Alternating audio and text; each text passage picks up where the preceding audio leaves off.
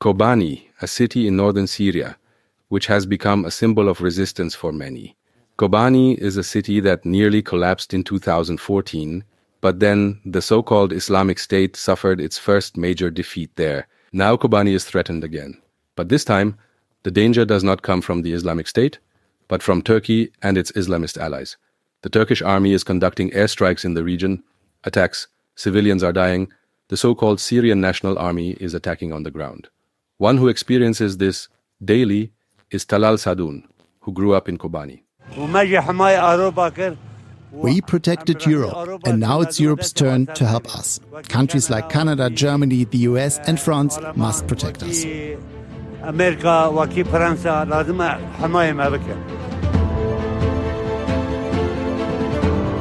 Crisis Mode, the podcast from Conflict Zones with Jan Jessen. Welcome to In Crisis Mode. My name is Jan Jessen. I am a war and crisis reporter for the Funke Media group. For this episode, I have been traveling in Syria, specifically in the north of the country, more precisely in Kobane, and I am talking to the people here about an escalation in the country, which began even before the fall of Assad in December and is still continuing now. And I meet survivors who have already risked their lives for this city once and may have to do so again. We ask ourselves, will Kobane hold out, or is a new disaster looming? Perhaps it must be explained that Kobane, as I mentioned at the beginning, is a city that has become a symbol of resistance against the so-called Islamic State, the IS, like few others. This terrorist organization had taken control of large parts of Iraq and Syria in 2014 and 15, a region the size of Great Britain, and established its terror caliphate there, has committed atrocities, has committed genocide against the Yazidis, and has been responsible for many crimes. And one of the fiercest opponents in the fight against the so-called Islamic State were the Kurds in the north of the country, in the north of Syria. They fiercely defended themselves against IS and became one of the closest partners of the West, the anti-IS coalition. They significantly contributed to the defeat of the terror caliphate in the year 2019, and Kobane was such a focal point.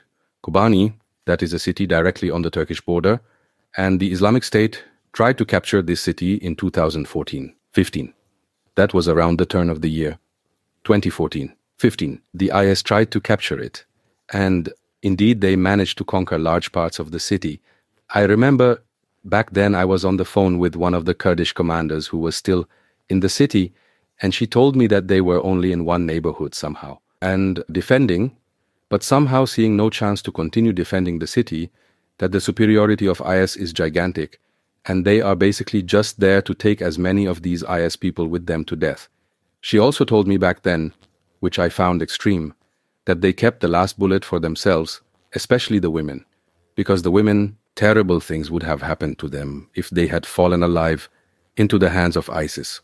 Perhaps a side note, the ISIS fighters hate fighting against women, even today, because they believe that if they are killed by a woman, they will not go to paradise. So in that respect, that was quite an intense conversation, I must say, back then when I spoke with this woman. But then a little miracle happened.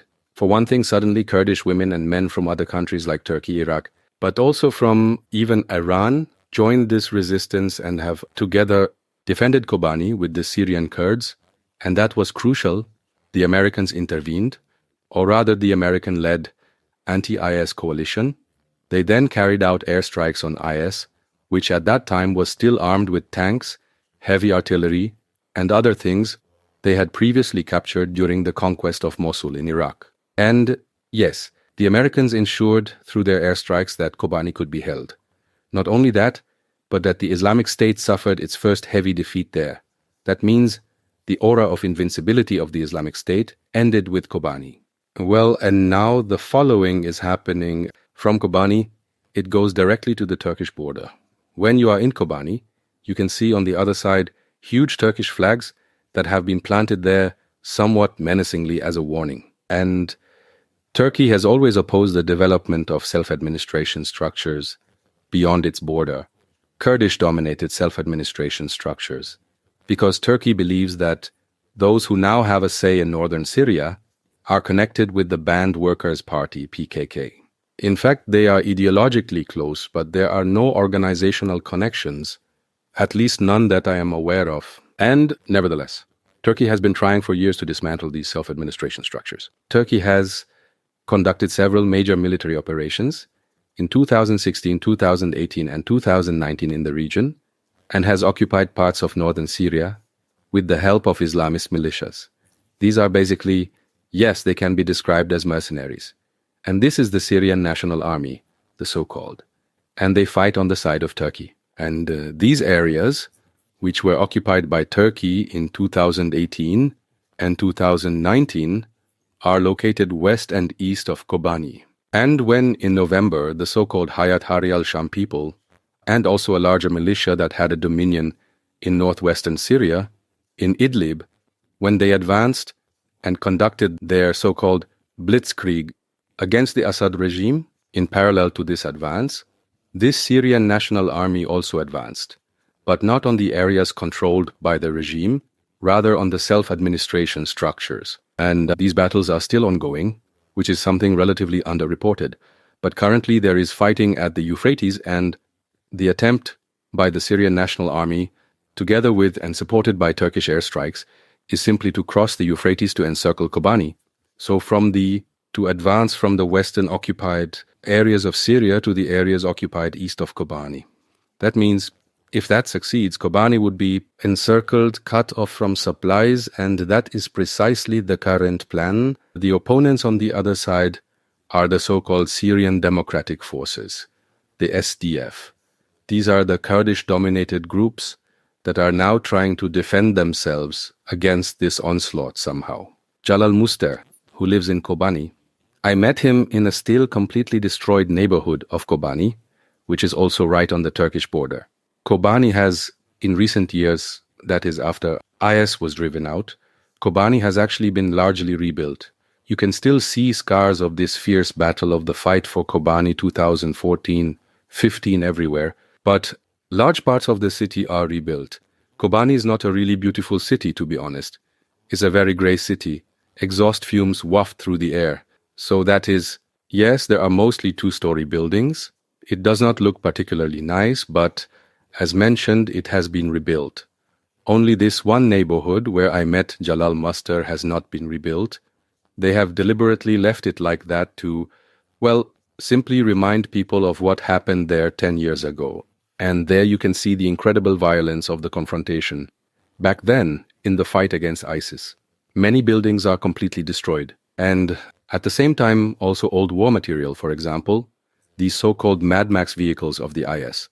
Those were vehicles that the IS had prepared with armor plates so that they were protected against bazookas and machine gun fire, and with which they then sent off suicide bombers.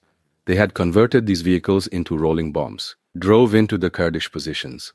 And you can still see all of that there.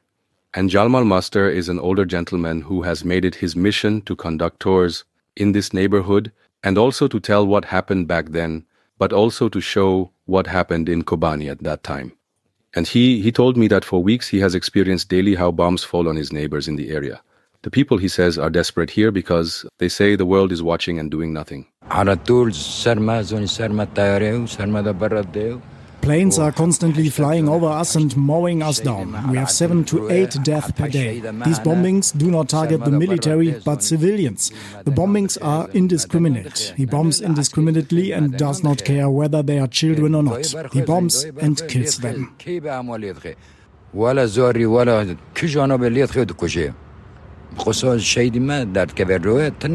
That was something that was also heard in conversations with SDF people, also with many other people I spoke with in the north. On the one hand, they said it's somehow astonishing that no one really seems to care. Everyone is looking to Damascus.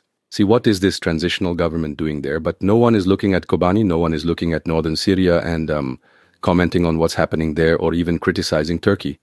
This is something that really irritates people to a high degree, especially since, as I said, these fights at the Euphrates are apparently quite intense. So I also spoke with an SDF commander, or rather a spokesperson, press officer of the SDF, who said there are entire areas, for example, at the Tishrin Dam, which is a dam plant where, basically Turkish drones are constantly attacking Turkish fighter jets attack, where the SDF fighters have to hide in tunnel systems because so much bomb material is being dropped on them. And that, as mentioned, happens there every day, still, even at the time of recording this podcast. Even though this has somewhat decreased in the past few days, it must also be said. But these fights continue with the declared goal of breaking through across the Euphrates. And then, as mentioned, towards those areas that Turkey has occupied east of Kobane. And yes, what could possibly happen in Kobane? Youssef experienced that, and I met Youssef very close to Kobane in an industrial area, I would say. It was like a conglomerate of many workshops and shop premises. These are like container-type stories, where, as I said, car repair shops or whatever were actually located. They are all empty now and refugees are in there. There were dozens of families. And these families come from Manwich. Manwich, that is a city which a few months ago was captured by those SNA people. It is located south of Kobane, southwest to be exact. And Manbij was once a city that was also ruled, controlled by the Islamic State. It was once considered the London of the Middle East, because in Manbij for some time, largely, English was spoken because so many foreign ICE fighters landed there. That was the first hub through which they were then distributed, further to Raqqa or to Mosul or to other cities. And Manbij was recaptured in 2016, 2017 by the Syrian Democratic Forces. They paid an incredible toll in blood there. So there were a lot of deaths during the capture of Manbij. And well, this city was then, just a few weeks ago, taken by our NATO partner or the troops supporting them, that is this Syrian National Army. And the people we met there, near Kobane, in this industrial area, they were already quite desperate, I must say. So he said a return for him to Manbij was not possible, it was far too dangerous. We have no plans to return. The people who fled are forced to stay here because they have nowhere else to go. No one can return to their cities, neither to Manbij nor to Afrin. As long as these forces are there, no one can go back because there is no security. Youssef, he told me that during the defense of Manbij or the battles for Manbij, over 700 fighters of the Syrian Democratic Forces were killed and 30 civilians were killed. And one must not, forget. So these, I already mentioned at the beginning, this Syrian National Army, they are basically mercenaries. And they proceed accordingly aggressively. They were also in Afrin in 2018, throughout the entire outer northwest. They have established a more or less terror regime in Syria. There are very, very many reports of looting, kidnappings, rapes, executions, murders, and all this and similar things are said to have happened also in Manbij. That is what Youssef said, and that's what the others I met in the industrial area said, that they have heard and seen videos of such atrocities.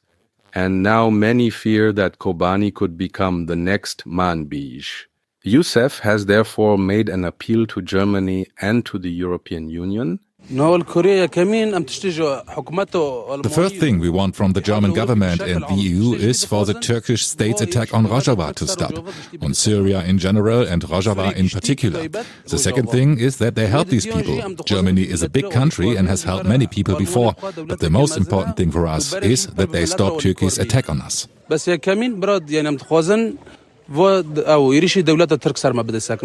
Yes, the attacks have, of course, changed life in the Rojava region. This is nothing new. Rojava is the name for these Kurdish-dominated areas in northern Syria. As mentioned, these are mainly populated by Kurds, but also Christians and others. Various Arab tribes, they are all now united under this umbrella of the Syrian Democratic Forces. And as I said, in 2016, 2018, 2019, there were already attacks by Turkey. And also, in the past years, there have been, at least occasionally, airstrikes and smaller attacks. But right now, the current attacks are really driving people to despair. So before Manbij was attacked, for example, there was also a small Kurdish enclave, which was located north of Aleppo. And it was 4 years, since 2018, still controlled by the Syrian Democratic Forces. And in this small enclave, many people stayed, over 100,000. 3,000 refugees who had fled from Afrin in 2018 were living there under precarious conditions, but at least in some safety. At least no bombs fell there. That changed last November during this advance. The Syrian National Army and the intensified Turkish airstrikes. So first the enclave fell, then Manbij fell, and as I said, now the current fighting in the Euphrates region, and of course the people are afraid. The children suffer, as always, the most in such conflicts. And of course, they are also very afraid of the bombs falling there. I met Talal Sadoun, who was mentioned at the beginning of this episode at the Arin Mirkan roundabout. In Kobane, this roundabout is named after a young woman, Arin Mirkan, who was involved in the defense battles in Kobane. And Arin Mirkan became famous because she was a commander of such a small platoon, about 12 female fighters whom she commanded. And when they were in a hopeless situation, she then ordered her comrades to retreat. She covered the retreat, and then, when it was clear her comrades were out and safe, she detonated hand grenades. When the IS people got into her position, she detonated hand grenades so as not to fall into their hands alive, and reportedly took down 10 IS fighters. Whether that's true, I don't know exactly, but that's what's been reported. Took another 10 IS fighters with her to death, and she sacrificed herself to stop the IS terrorists. Talal Sadoun, an older guy with a huge mustache, had a red and white scarf wrapped around his head, wore Kurdish clothing, and was sitting there relatively relaxed on a plastic chair. But then, when I started talking to him, he quickly got worked up and very clearly stated why he believes that Europe is now finally being called upon. We saved Europe. We lost 12,000 fallen and 24,000 wounded. We protected Europe and defeated the armed fighters. Today, Erdogan is training thousands of fighters in California, Belgium, Afghanistan and Pakistan. He was in Libya, Azerbaijan and Karabakh. He's basically saying, I will take control of all countries, I have terrorist fighters and I will send them to different countries.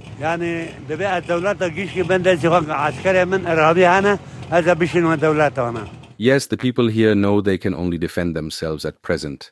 I was in Kobane too, and that touched me very much. To see a so-called martyr cemetery. So martyr is always a slightly strange term for us, but it is a common word. Not just for people from the Islamist context who fall, but for everyone who dies in battles. And in Kobane there is a large martyr cemetery. There lie tens of thousands of people who fell in the battles against ISIS. Also, Talal just said that they have had at least 12,000 fallen in the north. And alone in Kobane at the cemetery, there are thousands, and it is quite bitter to see. They have these graves, and on the tombstones are always the pictures of those who fell. And among them are very young people, who may be 15, 16, 17 years old. That is, of course, bitter to see.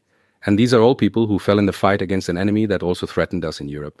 So you surely remember the attacks in Paris, or the rampage in Berlin, or last year's attack in Solingen. These are all things that have been inspired or even orchestrated by IS. That means the Kurdish men and women who died there and now lie in this cemetery in Kobane also defended Europe's security, and they have been repeatedly told this. By the way, this also applies to the Iraqi Kurds on the part of European and German politics. And they were repeatedly told that one is proud of them, that one greatly appreciates what they do, that they are sacrificing their young people in the fight against the Islamic State. And in the end, one must say, we abandon the Kurds. And that is simply bitter to see. And on this cemetery, there are, and this touched me deeply, now also new burial fields. And these new grave fields, there, as we were just there, a young woman was lying over one of these graves and was really distraught, screaming, crying, sobbing, and her friend was trying to comfort her. We didn't speak with her because it was clear that the woman was not in a position to tell us what had happened to her. But it was quite obvious that she there just lost a dear person. And, well, yes, it makes you a bit, how should I say, angry. So this silence of the Europeans, the Western world, Germany, about what is happening there. But there is still hope for international support. Talal, Youssef, and Jalal essentially say the same thing. My plea to the German government is to help us in some way and stop these attacks. Warplanes are constantly flying over us, bombing us. What have we done to deserve such attacks on civilians? We are running from one corner to another, trying to escape the airstrikes.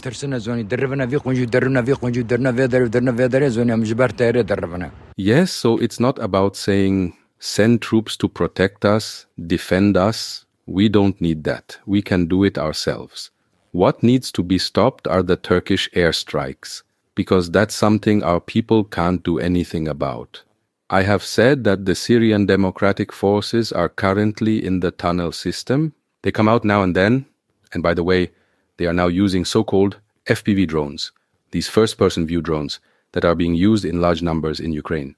So they have learned a bit from what the Ukrainians are doing in their defensive fight against the Russian armed forces. But as I said, against the air attacks, against the drone attacks, they cannot defend themselves. That's why this urgent plea: ensure that Turkey finally stops bombing us. There are also repeated calls for a no-fly zone, similar to the one in northern Iraq in 1991, which helped the Kurds defend themselves against Saddam Hussein. And you might also be asking yourselves why the Turks are not directly attacking Kobane. So it has happened occasionally that airstrikes were conducted there. But there is no direct ground offensive on the city now, and this might be related to the presence of the Americans in the region. I did say the Syrian Democratic Forces were and are the closest partner in Syria when it comes to the fight against ISIS. There are also images of American special forces on the ground who sometimes have the patches of the Syrian Democratic Forces on their jackets, but this is a very, very, very small group that the Americans have deployed there. They are now mainly concerned with securing the Syrian oil fields, which are in the far east of the country.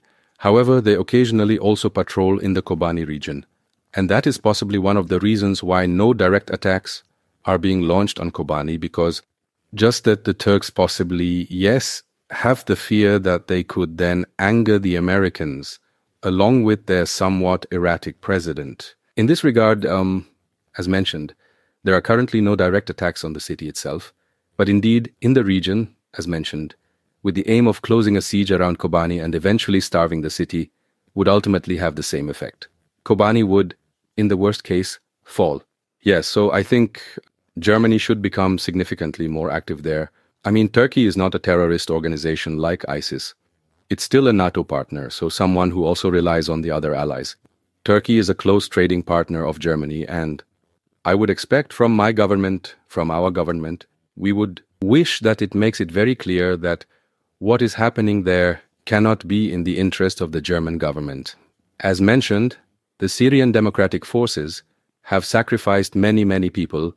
The Kurds have sacrificed many people in the fight against ISIS to make Europe a bit safer as well. And I think we not only owe them gratitude, but also support.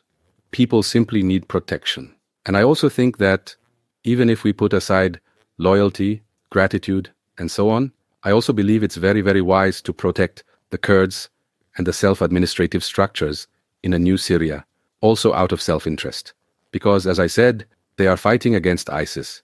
ISIS is still active in the region. That means there are still 10,000 terrorist fighters who are at large. The Kurds also guard very, very many captured IS people and relatives of IS fighters. If all that collapses, we will certainly have a huge problem in Europe and in Germany. That was it for this episode in Crisis Mode. The podcast was produced by Alexander Baumeister.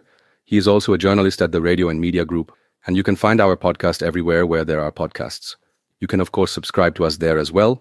That would be very helpful and would make us happy. Feel free to follow us and write to us at krisenmodusaffunkemedien.de if you have questions, suggestions, or other things. And you can also write to me personally on Facebook. Yes, feel free to recommend us as well if this podcast has helped you, and if you believe that it could also help other people, we'd be happy about that too. I'm saying goodbye for today. Thank you, take care, see you soon. Bye-bye. In Crisis Mode, the podcast from Conflict Zones with Jan Jessen.